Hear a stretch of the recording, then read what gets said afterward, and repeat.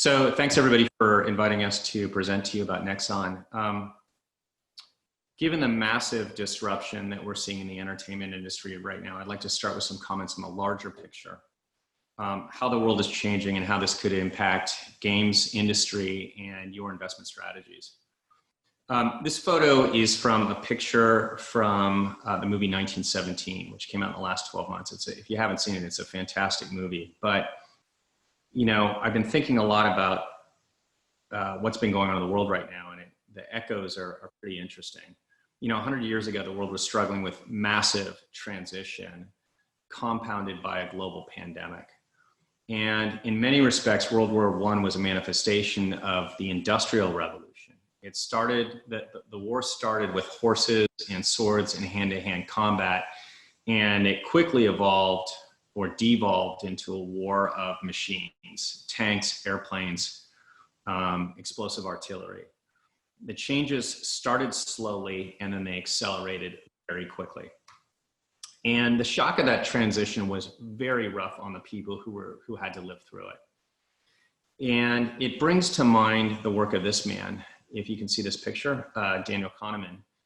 Kahneman is a psychologist, and he studied errors in human perception, which leads to bad judgment.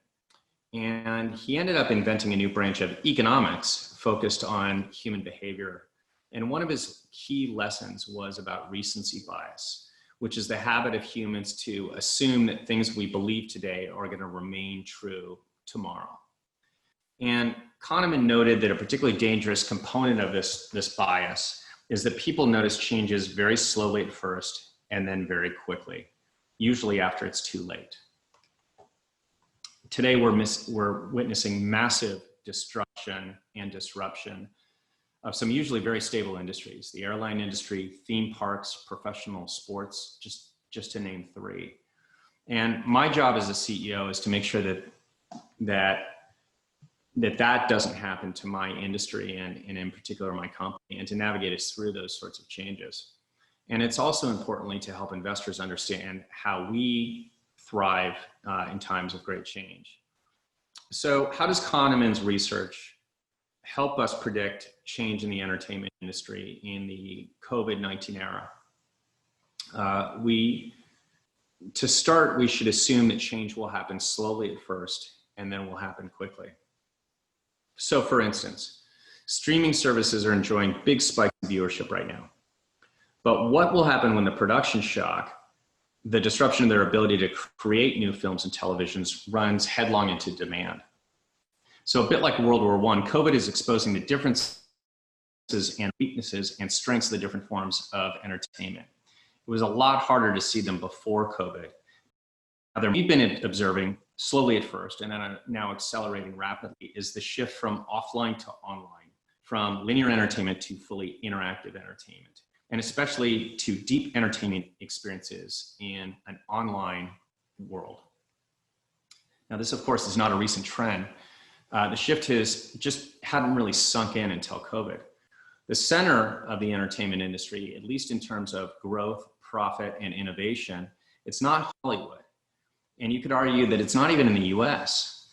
Games is already a lot bigger than linear entertainment. It's growing at 3 times the rate, and it's a lot more profitable than linear entertainment. But what you read about in the press is much more focused on linear than it is on interactive entertainment. And much of the biggest and the most exciting innovation is coming out of Asia.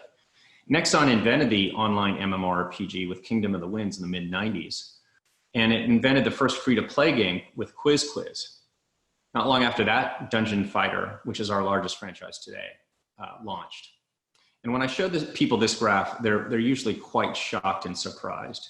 DNF is a bigger franchise than Star Wars in terms of life-to-date revenue. So if you take box office life-to-date of Star Wars, which launched in 1977 when I was in the 4th grade, and you compare gross revenue of Dungeon Fighter, you just compare those two, Dungeon Fighter is several $billion bigger in terms of life-to-date gross revenue. Now, I'm putting aside lunch boxes and T-shirts and all the ancillary license items just to compare apples to apples, but it's pretty astounding. And it's one of the many data points that we could show you around the industry to show you how fundamental the shift to interactive entertainment into deeply immersive worlds is. So what I'm pointing out to you is that we're living in an entirely new entertainment world already, and it looks very little like the old world. And I'm also pointing out that the shift seems slow at first, and then it seems very, very quick.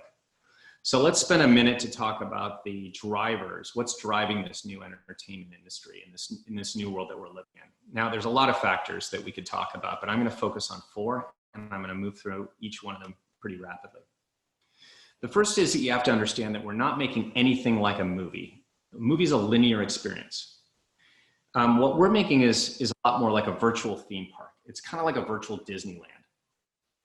But it's different than a theme park in 2 very important ways. First, our theme park is a virtual world that you live in. It's an incredibly immersive and rich experience. You can play it with a community of friends. You can work and collaborate closely with that community of friends together, or you can compete against them. Even though in the physical world, you are socially distanced. You may be on the other side of the planet. That's a lot different, obviously, than Disneyland. Second, this virtual world, this virtual theme park is in your pocket. You can take it out. You don't have to travel anywhere. You don't have to stay in anybody's hotel. You don't have to do what my dad did when I was a kid, which is put all the kids in a station wagon and drive down to Anaheim and do all that. You can just pull it out of your pocket and play it anytime you feel the urge to do that. And since it's all software, we can keep building and growing out this virtual playland forever. I'm going to work on my my skills here with my cursor here. Second, because our content is completely virtual, it's oblivious to shocks that are happening in the physical world. You can consume our content anywhere and anytime. You don't have to go get on a plane. You don't have to go to a theater, as I was just saying. And importantly, that's on the demand side. On the supply side, our developers can make it anywhere and anytime. So not only is there not a demand shock in our business, there's not a supply shock. We have virtual teams all over the world that are making content right now. As I'm speaking to you, they're making their content in their pajamas. Now, why are we experiencing so few reductions in productivity? We were already making content in our pajamas in our business. Now let's contrast that to Hollywood. Brad Pitt is currently unemployed as an actor. He's not making content in his pajamas. They need to go, he and the other actors need to go to a place and need to collect together in order to make a movie. Our games are showing that there's neither a demand shock nor is there a supply shock. And the reason is because we're just simply not dependent on the physical world to deliver and consume our content. Okay, so the third big driver of this new world. Unlike traditional media, like movies or music, every generation of new technology opens up a massive new growth path for games. In music, each new format, from vinyl discs to tapes, CDs to streaming, these are all things that I experienced over my lifetime. They essentially replaced the old format, and it didn't drive new growth. You can see this if you look through the numbers. Now, I grew, at the same time, I grew up starting out playing video games in arcades. Then came an Apple II, then came consoles, then came the internet, and then came social media and smartphones.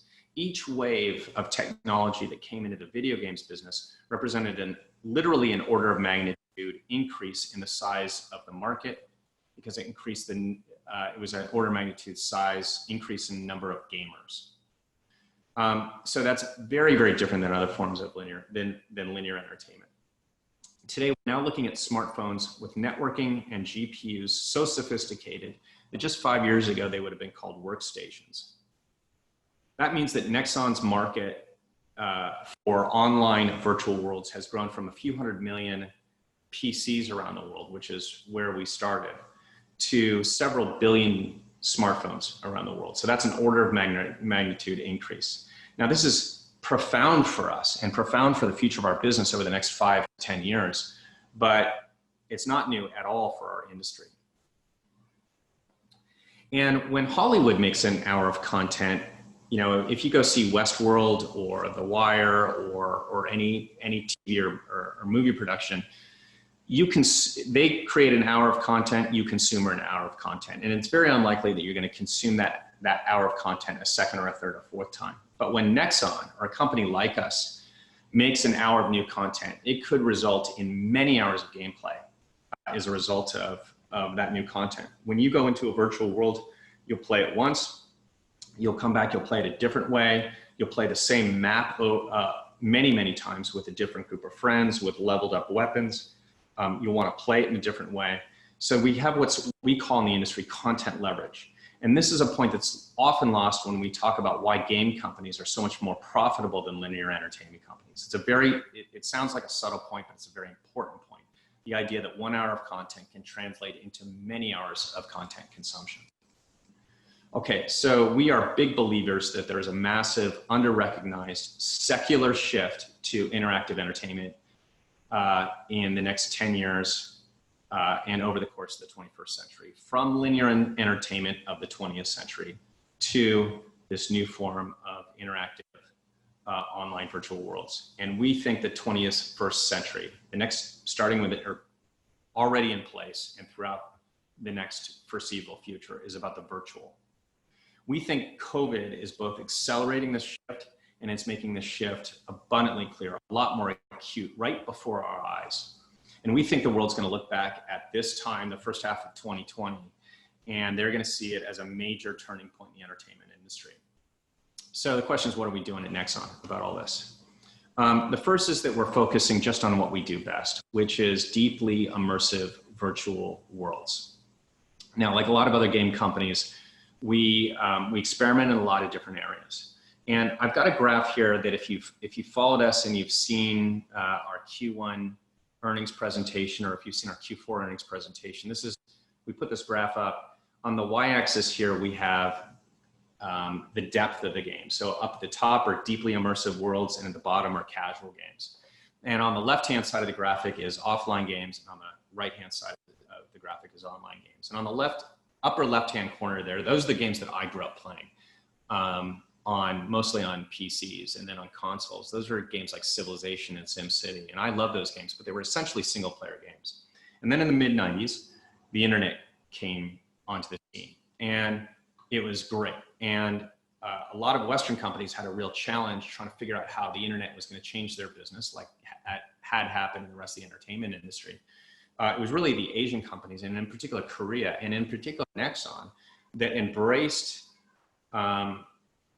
this new technology and unlocked it and created wholly new types of games. As I said, the first graphic, massively multiplayer online game was a Korean company, and it came from NEXON's founders. It was called Kingdom of the Winds, and it's still in operation today.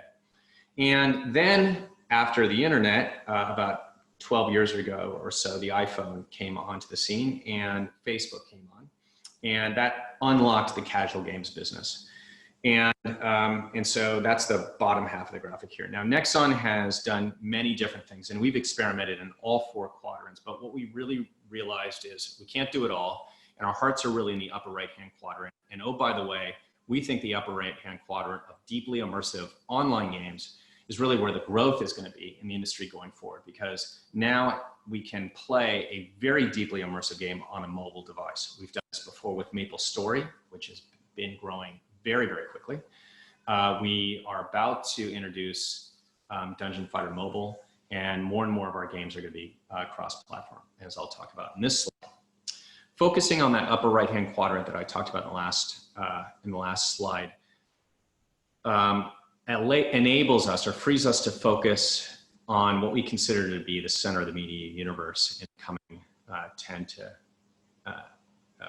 coming decades. And that means 4 things for us. First, we're focused on fully online multiplayer games. So for example, we sold off our Gloop subsidiary. Gloop is a group of terrific game developers, but they were doing more and more story-driven games, and we wanted to do deeply immersive online games on mobile devices. And so although they're very talented, we said goodbye to them. We sold off that subsidiary. And we made a lot of hard choices in the second half of last year to say goodbye to several other projects that we had going on around the world, just so we could focus in this area. Second, we are of the belief that the kinds of games that we make are are now available and now really workable on multiple different platforms. Really what you're doing is you're looking at an immersive world that is rendered in the cloud, and each of these different devices is a window into that world. So someone like me, I grew up playing on PCs, so I love playing games on my PC. My kids like playing games mostly on their mobile phones. They prefer it that way. And some people prefer consoles, so we should just be where our customers are. Whatever window into that virtual world they want to have, we should be there. Third, we took a very hard look at what we were doing in terms of development. We had been working with companies like Disney and Lego. These are all great companies with great intellectual property, but we, again, recognizing that we can't do it all and we need to focus, we decided that we really need to focus on our intellectual property because it's some of the most powerful and large intellectual property in the entire global entertainment industry. So we're really focused on these great franchises.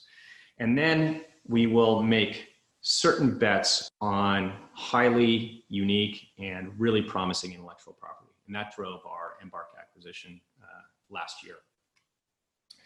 So, and the more we focus, the better it goes for us. Nexon has several of the biggest franchises in the entertainment industry, as I mentioned. MapleStory is one of them.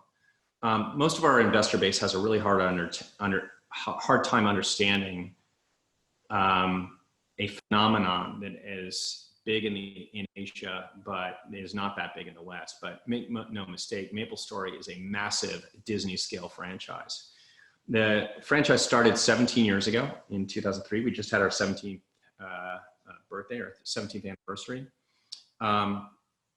And it's had an amazing and now accelerating trajectory up. In Q1, it grew 132% year over year, which, as far as we know, is unheard of. A game that's 17 years old and grew 132% year over year. And by the way, that's after a string of double and triple digit growth rates over the course of the last several quarters, or a couple of years now. If I showed you the most recent quarter, it would make that line go up even more steeply. That's in the lower left-hand quadrant there. But what's really interesting is we introduced MapleStory M, the mobile version of MapleStory, in 2006, and 2016. And as you can see, MapleStory M is accelerating up. That's great by itself, but at the same time, the PC version of MapleStory is accelerating up. So I mention this because we get a lot of questions about products that we're going to introduce, for example, Dungeon Fighter Mobile, and people say, well, do you expect cannibalization? And then we oftentimes will refer back to this slide. The answer is we don't really know if there will be cannibalization, but we actually don't think there will be. We think what it really does is the mobile version unlocks a whole new group of players. And again, like me, there's some people who prefer to play on a PC, and there's some people who prefer to play on a mobile. Currently, we can't access that group of people who want to play on a mobile device, but they do want to play a deeply immersive world. So we think this bodes well for the future of the other games that we introduce. And that leads me to Dungeon Fighter. DNF is a massive intellectual property. It's massive revenues, and it's massive in terms of active users. In life-to-date revenue terms, it's bigger, as I mentioned, by far than Star Wars. It's over $15 billion life-to-date gross revenues. And that puts it in the league of the very largest video game franchises. We think it's number 1, 2, or 3 among all video game franchises. We're not quite sure about the actual numbers for Grand Theft Auto. We're not quite sure about the numbers for Call of Duty in terms of life-to-date. We only know what the analyst estimates are. But that would definitely make us 1, 2, or 3 based off of what they're telling us. So it's a massive franchise, and we think its best days are certainly ahead of it.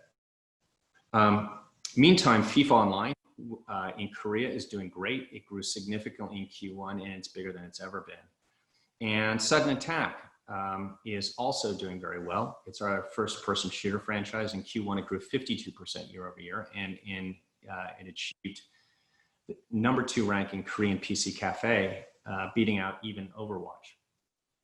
Now, the key point of all these is to understand is about longevity. Again, this is like a virtual theme park. It's like Disneyland. It's possible to keep growing your game for years or decades, except that unlike a physical theme park like Disneyland, Our business doesn't rely on thousands of people getting in close proximity to each other. Our customers and our teams, our employees, can do this anywhere, at any time, at any distance. And our next big beat, when we start talking about our pipeline, our next big beat is the mobile version of Dungeon Fighter, which we plan to launch in the summer. We've been working really hard to polish the gameplay and to make sure that the network works well, the network code works well in China and other markets, and to make sure there's a lot of content at launch. We're really excited. The pre-registration is well over 40 million at this point. The user feedback has been fantastic. So we think the launch of this franchise is going to take, or the launch of the mobile version of Dungeon Fighter is going to take the overall franchise to a whole new level. So we are very, very excited.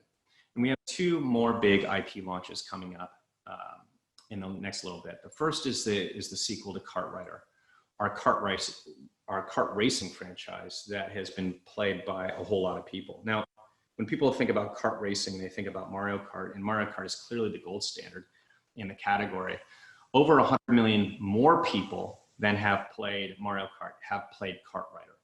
So it's quite substantially a bigger franchise in terms of number of people who have played the game than what most people in the West consider the gold standard.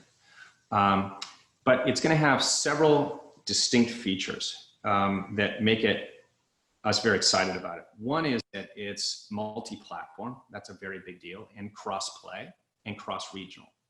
The second is that it's free.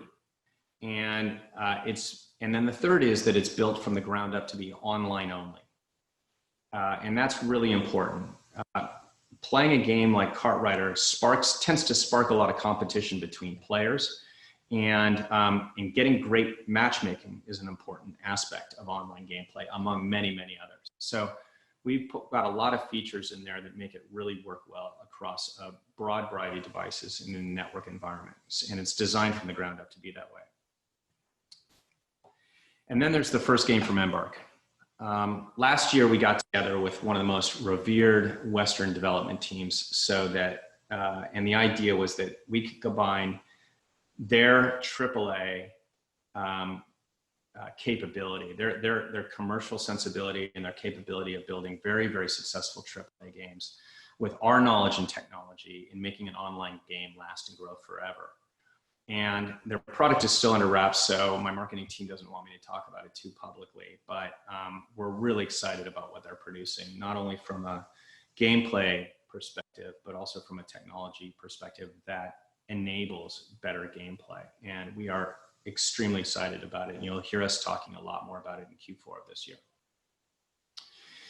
And then our balance sheet. Our balance sheet for us is like a fortress. Our goal has always been to build a house, a business that lasts in any weather, not just in sunny days. And we frankly don't have any particular insights about the broader economy and how the capital markets are going to play out. But our belief is that nobody else really does either. And the point is that we don't want to have to be able to predict the future accurately in order to have a terrific business.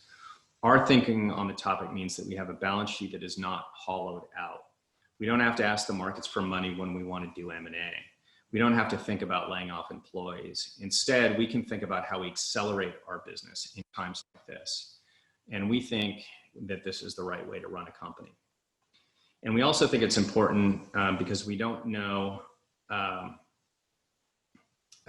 we do know the segment of our industry, this segment of deeply immersive online games and virtual worlds. We know this very, very well, and we can move very quickly when we need to.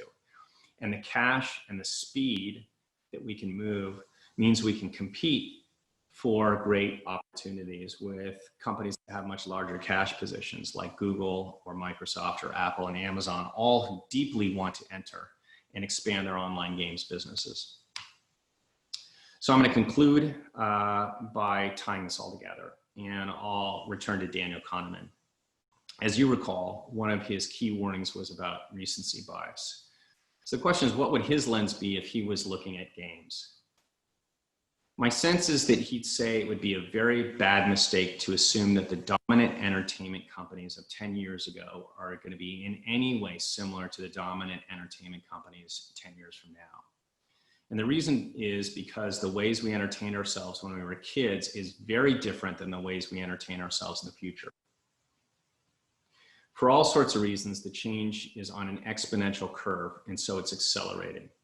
We think that deep online worlds, the kinds that NEXON makes, is going to be the future. And it may have been hard to discern over the last few decades. It may start slowly, but then it accelerates, and it's accelerating very rapidly right now. And we are positioning ourselves to be the leader in this space. So with that, I thank you very much for your time.